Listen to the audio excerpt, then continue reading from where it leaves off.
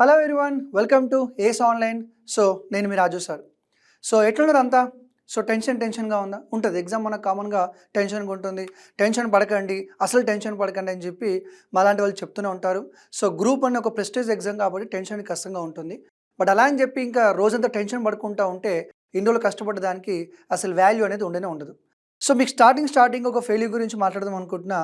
So మనకు world cup final తెలుసు. మనం 4 సంవత్సరాల నుంచి వెయిట్ చేసినాం. అన్నీ ఒక్కొక్క గేము ఒక మెట్టు లెక్క ప్రతి ఒక్క గేమ్ ఎక్సలెంట్ గెలుచుకుంటూ వెళ్ళినాము. 1,00,000 మంది స్టేడియంలో ఉన్నారు. అండ్ దట్టు మన ఇండియాలో, గుజరాత్లో, ప్రపంచంలో అతిపెద్ద స్టేడియంలో 1,00,000 మంది చూస్తుండగా అండ్ ఆస్ట్రేలియా వచ్చి కప్పు కొట్టుకుపోయింది. సో ఇక్కడ నేను ఇండియాని తిట్టడమో లేకపోతే టీంని తిట్టడం అలా అని కాదు, కానీ ఇది నెగిటివ్ కాదు, పాజిటివ్ గురించి ఏంటంటే సేమ్ ఇది కూడా అంటేనే మీరు ఎన్నో సంవత్సరాల నుంచి గ్రూప్ వన్కి ఎన్నిసార్లు పోస్ట్పోన్ అయినా సరే ప్రిపేర్ అవుతూ వస్తున్నారు.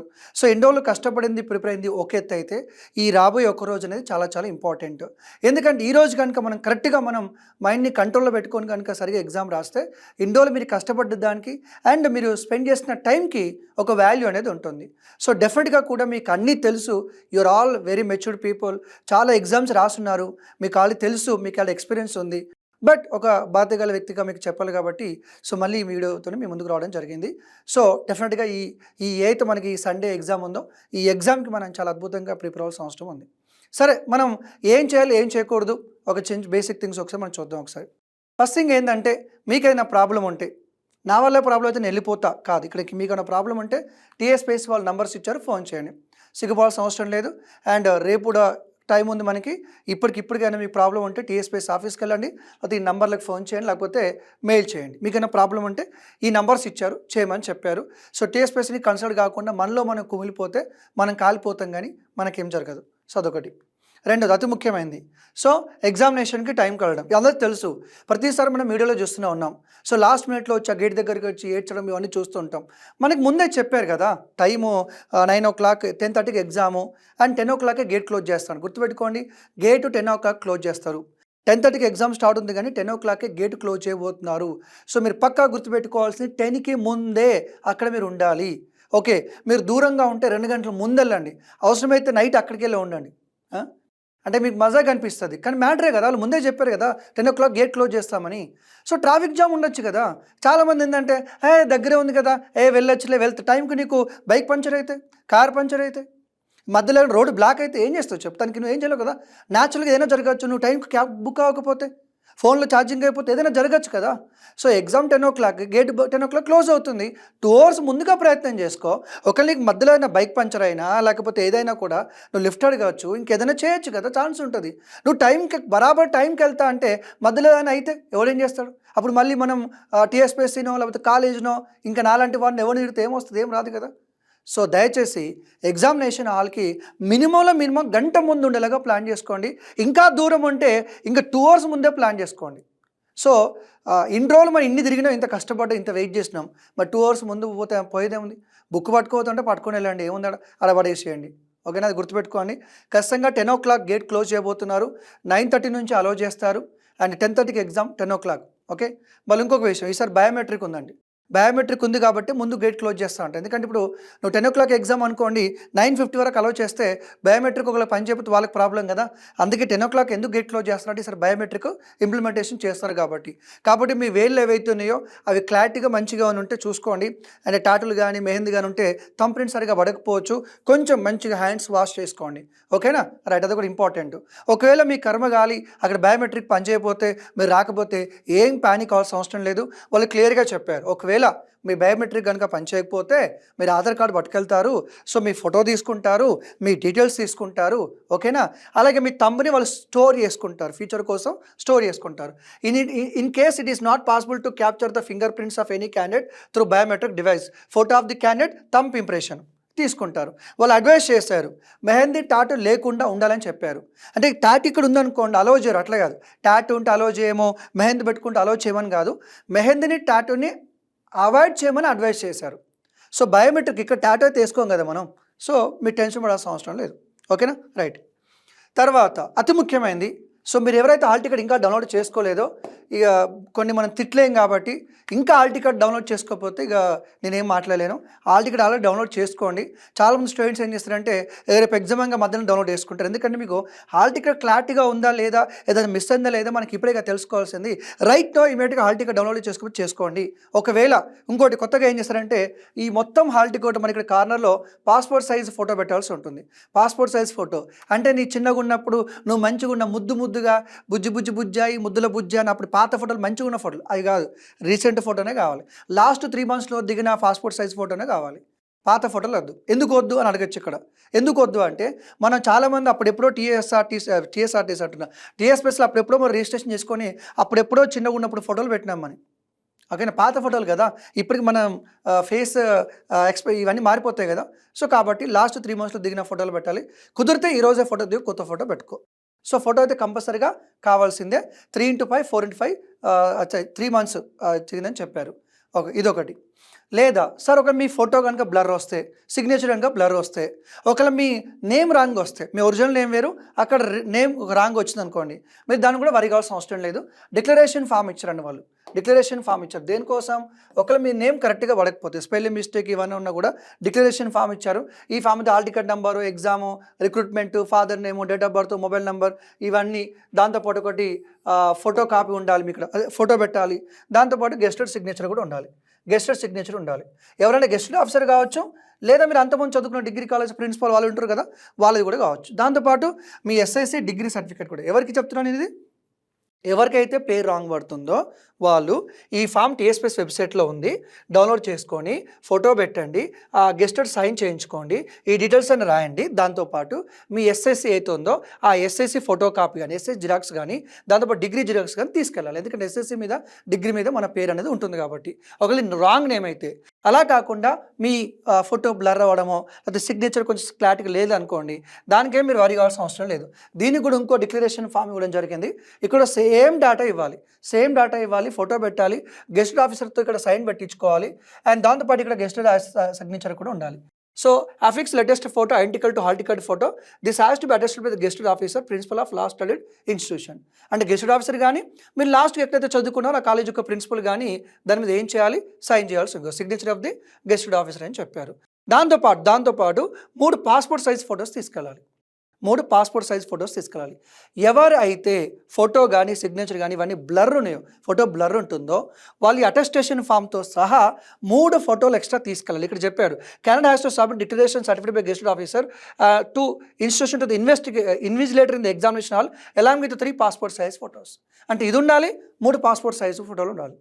ఫోటో బ్లర్ వచ్చిన వాళ్ళు, గెస్టెడ్ సైన్ 3 ఫొటోస్, హాల్ టికెట్ ఎలాగో ఉంటుంది కంపల్సరీ. ఓకేనా.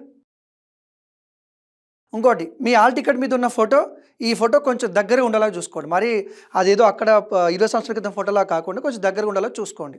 యాస్టీజ్గా ఉండాలని ఏం లేదు, బట్ సేమ్ దగ్గర ఉండేట్టుగా ఉండాలి. తర్వాత ఇంక ఇన్స్ట్రక్షన్స్ ఇవి తెలిసినవే, బట్ మళ్ళీ ఒకసారి తెలుసుకోవాలి. బ్లాక్ ప్యాంట్, బ్లూ ప్యాంట్ ఏదైనా ఓకే, బ్లాక్ కావచ్చు, బ్లూ కావచ్చు, ఏదైనా ఒక మీ ఇష్టం అండి, దానికి ఏం రిస్ట్రిక్షన్స్ ఏం లేవు. ఒరిజినల్ ప్రూఫ్ తీసుకురావాలి కంపల్సరీగా.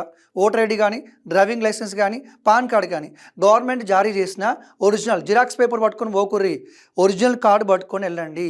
ఒరిజినల్ అయితే మనకి ఏ ప్రాబ్లం ఉండదు. మీ దగ్గర ఎట్లా ఉంటుంది కదా, లేకపోయినా ఇప్పటికిప్పుడు మీరు ఆధార్ సెంటర్కి, మీరు ఏదైనా ఇంటర్నెట్ సెంటర్కి వెళ్ళండి. ఇంటర్నెట్ సెంటర్కి వెళ్తే ఆధార్, పాన్ కార్డు మీకు ప్రింట్ చేసి లామినేషన్ చేసి ఇస్తారు. దాని పెద్ద విషయం కాదు. So original ID card, driving licence కావచ్చు, ఓటర్ ఐడి కావచ్చు, ఆధార్ కార్డు కావచ్చు, ఏదో ఒకటైతే ఖచ్చితంగా పట్టుకొని వెళ్ళాలి. ఓకేనా. Printed images of the photograph, signature eligible తెలిసింది మనకి. Gate will be closed by 10 AM క్లియర్గా చెప్పాడు. 10:30కి ఎగ్జామ్, 10 గంటలకు గేట్ క్లోజ్ అవుతాయి. నువ్వు 15 నిమిషాలకు 1 నిమిషమైనా వాళ్ళు అలౌ చేయరు. దానికి మనం నేనేం చేయలేను, నువ్వేం చేయలేను. ఓకే. సో జాగ్రత్తగా ఉండాల్సిన అవసరం మీకు ఉంది. దాంతోపాటు ఏం అలౌ లేదు, మనకు తెలిసిందే ఏం అలౌ లేదని. బట్ క్యాలిక్యులేటర్స్ కానీ, సెల్ ఫోన్స్ కానీ, ట్యాబ్లెట్స్ కానీ, ఎనీ ఎలక్ట్రానిక్ గ్యాడ్జెట్స్ కానీ, బ్యాగ్స్ కానీ, వ్యాలెట్స్ కానీ, ఓకే, ఈ పౌచెస్ కానీ, అలాగే పేపర్లు, నేను ఎక్స్ట్రా షీట్ పట్టుకుపోతాను, నాకు అడిషనల్ కావాలి, సో అలాంటివి ఏమి ఉండవు. జ్యువెలరీ కూడా అవాయిడ్ చేయండి. ఎందుకు, వాళ్ళ ముందు చెప్పినప్పుడు మనం ఫాలో అయితే సరిపోతుంది కదా. జ్యువెలరీని అవాయిడ్ చేయండి. ఆడవాళ్ళు ఎవరైతే ఉన్నారో జ్యువెలరీని కంప్లీట్గా అవాయిడ్ చేయండి. ఎందుకు వచ్చిన ప్రాబ్లం చెప్పండి.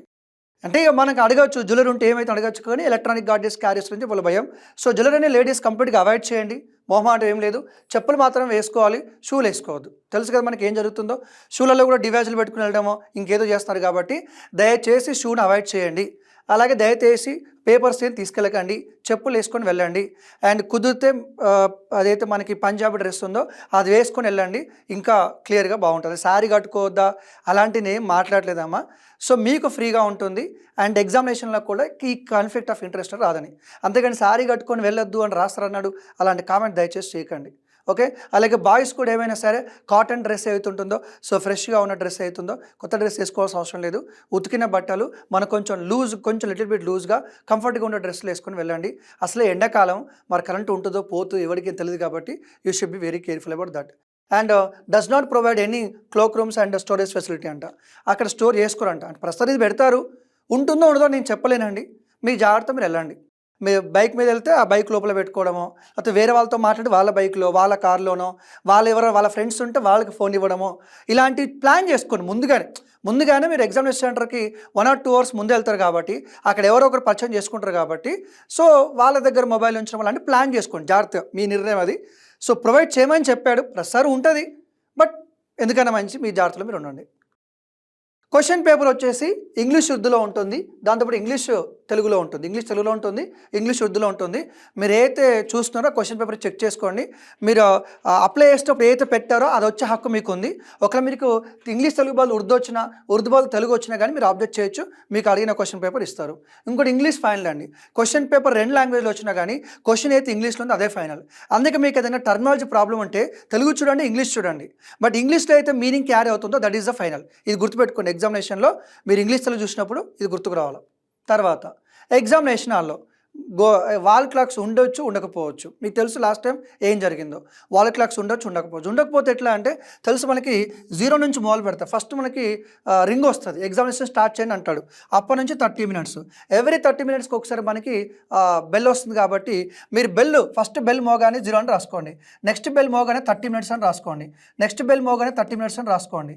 సో 1 hour ఇట్లా ప్రతి బెల్కు క్వశ్చన్ పేపర్ దగ్గర ఎక్కడో మీరు రాసుకుంటూ ఉండండి. సో మీకు టైం అనేది తెలుస్తుంది, ఎంత టైం అయింది, ఇంకెంత టైం ఉందని. దీనికి ఏం మనం వరి కావాల్సిన అవసరం లేదు. ఓకే, అందరికీ సేమ్ కాబట్టి. ఓకే, మళ్ళీ అలాగే మీకు ఓఎంఆర్ షీట్ ఇవ్వగానే వెంటనే నింపాల్సిన అవసరం లేదు. ఓఎంఆర్ షీట్ కానీ అది ప్రాపర్గా ఉందా లేదా. ఈసారి మనకు అదృష్టం ఏంటంటే ఓఎంఆర్ షీట్ మీద మీ డీటెయిల్స్ మొత్తం రాబోతున్నాయి.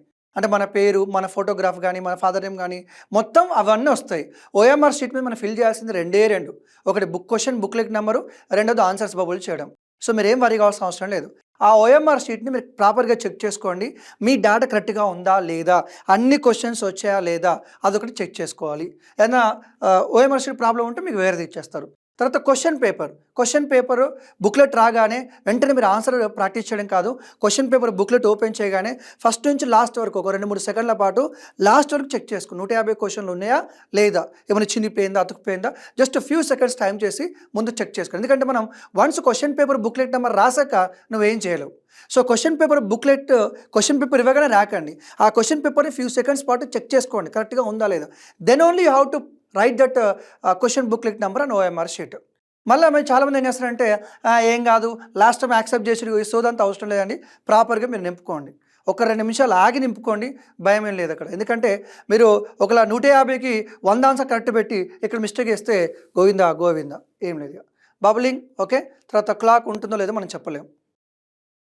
నెక్స్ట్ ఎగ్జామినేషన్ హాల్లో ఇంకో సింపుల్ అందరూ తెలిసిందే, దేంతో స్టార్ట్ చేయాలి అంటే ఫస్ట్ పార్టీతో స్టార్ట్ చేయాలి. మనకి ఎట్లిస్తో తెలియదు క్వశ్చన్స్, మెంటల్ ఎబిలిటీతో స్టార్ట్ చేయాలంటారు, అది మీ ఇష్టం అండి. దీంతోనే స్టార్ట్ చేయని రూల్ ఏం లేదు.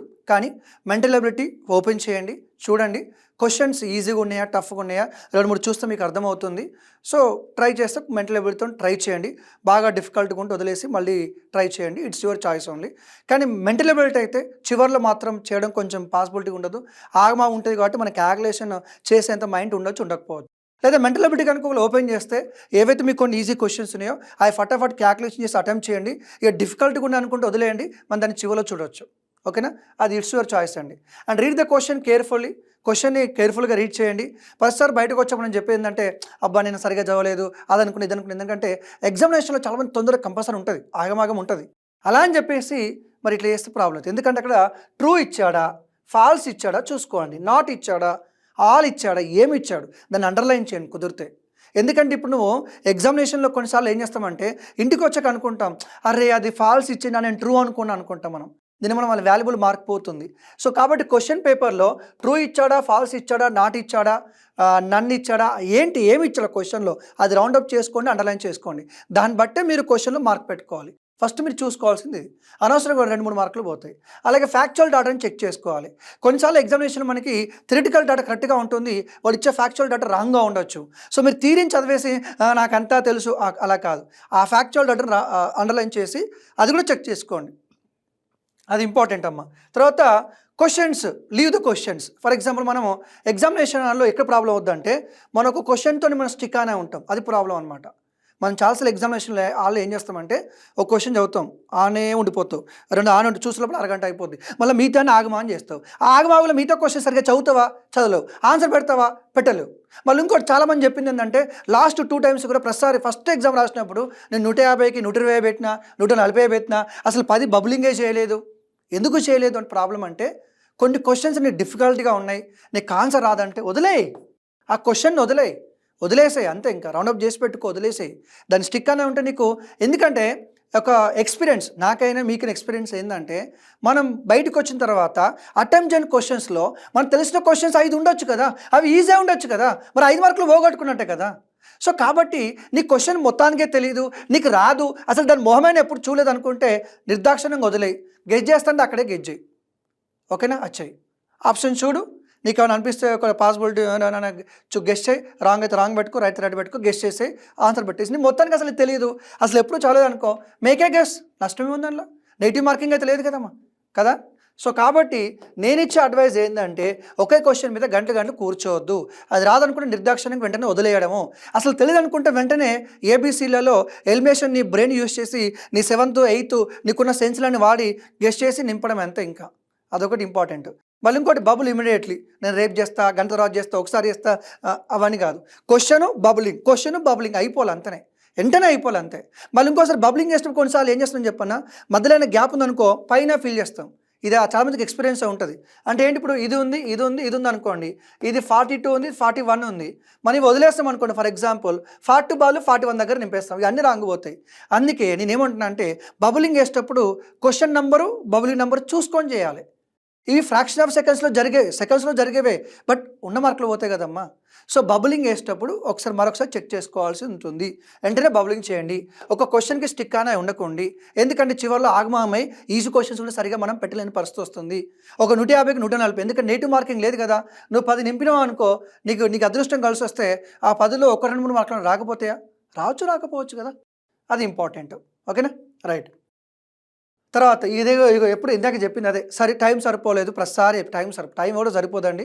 డిఫికల్ట్గా వస్తే నువ్వేం చేయలేవు, నేనేం చేయలేను, ఉన్నదాన్ని మేనేజ్ చేయడమే. మేనేజ్ చేయాలంటే ఏం చేయాలి, డిఫికల్ట్ క్వశ్చన్స్ని వదిలేయాలి, ఈజీ క్వశ్చన్స్ని వెంటనే ఆన్సర్ పెట్టాలి, ఆలోచించి తర్వాత పెట్టుకోవాలి. బుర్ర తింటుంది, దీంతో అయితే లేదు, ఈ పంచాయతీ తేదలు అనుకుంటే దాన్ని అక్కడనే క్వశ్చన్ పక్కన పెట్టు, లేకపోతే డిజిటల్ లెక్క అవుతుంది నీ పరిస్థితి. ఓకే, అన్ని అటెంప్ట్ చేయండి అండ్ ప్రాపర్ టైం మెయింటైన్ చేయండి and don't have any kind of last minute rush. ఇది చాలా ఇంపార్టెంట్ ఎగ్జామినేషన్. ఎందుకంటే ఇన్ని రోజులు కష్టపడ్డదంతా మనకి ఆ 10:30 నుంచి 1 మధ్యలోనే మన లైఫ్ మొత్తం డిసైడ్ అయిపోతుంది, మన మెయిన్స్ క్వాలిఫై అవ్వలేదు డిసైడ్ అవుతుంది అనమాట. ఓకేనా. రైట్. ఇప్పుడు ఎగ్జామినేషన్ ఇది లాస్ట్ ఇయర్ క్వశ్చన్ అండి. ఇప్పుడు లాస్ట్ ఇయర్ క్వశ్చన్ ఉంది, 1 2 3 4 మనకి ఈ వరకు ఇచ్చాడు.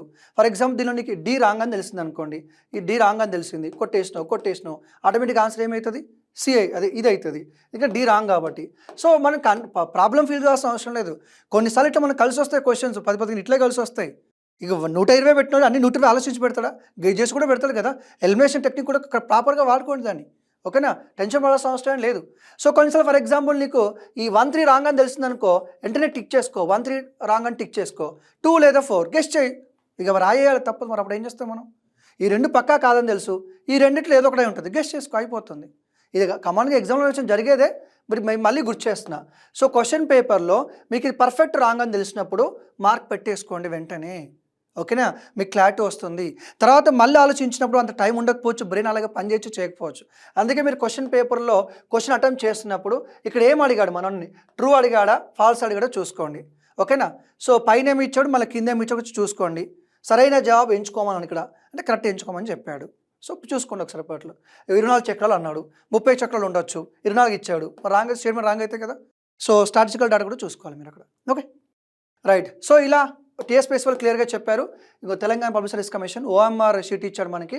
So serial number of OMR sheet వాడే ఇచ్చాడు, ఒక డిస్ట్రిక్ట్ కోడ్ కూడా వాడే ఇచ్చాడు, date of examination, hall ticket number, application ID, name of the candidate, father name, mother name, date of birth, test centre code మొత్తం వాళ్ళే ఇచ్చేసాడు. ఇక మనకి ఇట్లా తప్పులు చేస్తారని చెప్పి మొత్తం వాళ్ళే ఇచ్చేస్తారు. ఇక జెండర్ కూడా ఇచ్చాడు. ఇవన్నీ ఒకసారి నీ కరెక్ట్ ఉన్నాయో చూసుకో. చూసుకున్న తర్వాత నెక్స్ట్ ఏం చేయాలి, క్వశ్చన్ పేపర్ బుక్లెట్ నెంబరు చూసుకో. ఇవి చూసుకో, 1 ఉంది అనుకోండి, 1 ఒక్కొక్కటి జాగ్రత్తగా చూసుకొని చెయ్యి. ఓకే తర్వాత నువ్వు ఏడ్చిన కింద బట్టి బోర్న ఎవడేం చేయలేడు. ఇవి సిగ్నేచర్ ఇవ్వాలంట, సిగ్నేచర్ ఇవ్వాలి అంతే. ఇది అఫీషియల్ కోసం అంట, ఇది ఇన్విజిలేటర్ సిగ్నేచర్. గిడబెట్టు నువ్వు ఇన్విజిలేటర్ కాదు, ఎగ్జామ్ రాస్తున్నాను. Okay right. దీని తర్వాత ఇక బబ్లింగ్ని మళ్ళీ చెప్పాల్సిన అవసరం లేదు, కేర్ఫుల్గా బబ్లింగ్ చేయండి. అండ్ వీళ్ళు క్లియర్గా ఇచ్చారండి. కొన్నిసార్లు ఏం చేస్తారు చెప్పన్నా, చుక్క పెడతాడు, ఈ పక్కది నింపుతాడు. ఇక ఈ గిక్కలు నడవే ఇక్కడ, నువ్వు చుక్క పెట్టే దానికి కౌంట్ ఏరట, వాళ్ళే చెప్తున్నారు మరి ఇక్కడ చూడుగా. ఇది ఒకటే వ్యాలిడ్, ఇది ఒకటి వ్యాలిడ్ అని చెప్పాడు. ఇట్లా నువ్వు ఈరోజే పుణ్యం స్టార్ట్ అయింది అని అట్లా పుణ్యం నింపుతా, గుండాలు నింపుతా, ఇవన్నీ ఇన్వాలిడే. ఇట్లా మధ్య నుంచి ఇటువంటి లింక్ పెట్టుడు, సంబంధం ఇట్లా లింక్ పెట్టుడు, ఇది పూర్తిగా నింపిస్తుంది, కొట్టేసుడు ఏంది భయ్, ఓఎంఆర్ షీట్లో కొట్టేసుడు ఏంది మరి. ఇట్లా ఇట్లా నింపుడు, ఈ సుక్కలు పెట్టుడు, ముగ్గులు వేసుడు, ఇవన్నీ నడవయ్యా. ఓకే సో మీకు అన్నీ తెలుసు, బట్ అయినా సరే ప్రాపర్గా నీట్గా నింపండి. బై మిస్టేక్లో పక్కదలో కొంచెం నింపినా అది వర్కౌట్ కాదు, అది వదిలేయండి అంతే. ఓకే ఇదండి. ఓకే సో మీరు చేయాల్సిన పని మీరు చేయండి. అండ్ ఎగ్జామినేషన్ ముందు చదవాలా వద్దనేది మీ ఇష్టం అండి. కంగారుగా ఉంటుంది అనుకుంటే చదవడం మానేయండి, 8th రోజు నైట్ చదవడం మానేయండి. లేదు నేను చదివినా నాకేం ప్రాబ్లం కాదనుకుంటే చదవండి. ఇంకోటి స్లీప్ మినిమం అయితే ఉండాలండి. నిద్ర మినిమం లేకపోతే మన బ్రెయిన్ ప్రాపర్గా వర్క్ చేయదు. సో నిద్ర కంపల్సరీగా ఉండాలి. పూర్తిగా నిద్రపోకుండా చదువుతా అంటే ఎగ్జామినేషన్ హాల్లో మన బ్రెయిన్ సరిగ్గా పనిచేయచ్చు, చేయకపోవచ్చు. ఆ వే ఆఫ్ థింకింగ్ ప్రాపర్గా ఉండకపోవచ్చు. మినిమం 4-5 గంటల నిద్ర అయితే 4 గంటల నిద్ర మినిమం ఖచ్చితంగా ఉండాల్సిందే. సో ఓకే లైట్ ఫుడ్ తీసుకోండి. ఓకేనా, మార్నింగ్ టిఫిన్ చేస్తారా చేయరా మీ ఇష్టం, తింటే జస్ట్ లైట్ ఫుడ్ తీసుకోండి అయిపోతుంది. సో మంచి డ్రెస్ వేసుకొని వెళ్ళండి. ఓకేనా, ఇది నేను ఇచ్చే ఒక ప్రాపర్ అడ్వైజ్. దాంతోపాటు ఇంకోటి ఏంటంటే తెలంగాణ ఎకానమీకి సంబంధించి 1 డే గ్యాప్ను కూడా చాలామంది కన్ఫ్యూజన్, నేను ఈ వీడియో చేసాక చాలామంది కన్ఫ్యూజన్ ఉంది. So Telangana socio economic survey last year 23లో వచ్చింది, అలాగే తెలంగాణ అబ్స్ట్రాక్ట్ 2022లో వచ్చింది. మొన్న తెలంగాణ మన శ్రీ రేవంత్ రెడ్డి గారు గవర్నమెంట్ రిలీజ్ చేసిన తెలంగాణ ఎకానమిక్ గ్లేన్స్ ఉంది, బడ్జెట్ 2024 ఉంది.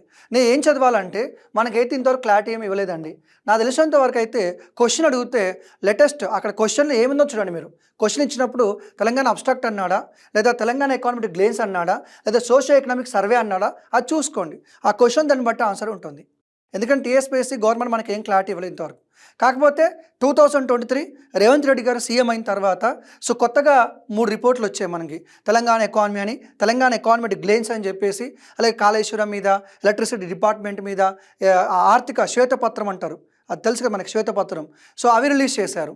సో దాంట్లో డేటా ప్రకారం నేను మొన్న వీడియో చేశాను. నేను 2023 అయితే రేవంత్ రెడ్డి గారి గవర్నమెంట్ కొత్తగా డేటా రిలీజ్ చేసిందో దాన్ని బేస్ చేసుకొని మొన్న క్లాస్ తీసుకోవడం జరిగింది. సో మీరు ఆల్రెడీ 2 చదువుంటారు కదా, చాలామంది సోషియో ఎకనామిక్ సర్వే చదువుంటారు, అబ్స్ట్రాక్ట్ చదువుంటారు. ఒకసారి పక్కన చూసి కంపేర్ చేసుకోండి మీరు, ఇది నేను ఇచ్చే advice. Okay so right, I wish you all the best. మనం సండే రోజు ఈవినింగ్ మళ్ళీ ఎగ్జామ్ అయిపోయాక మళ్ళీ కలుద్దాం. Thank you very much.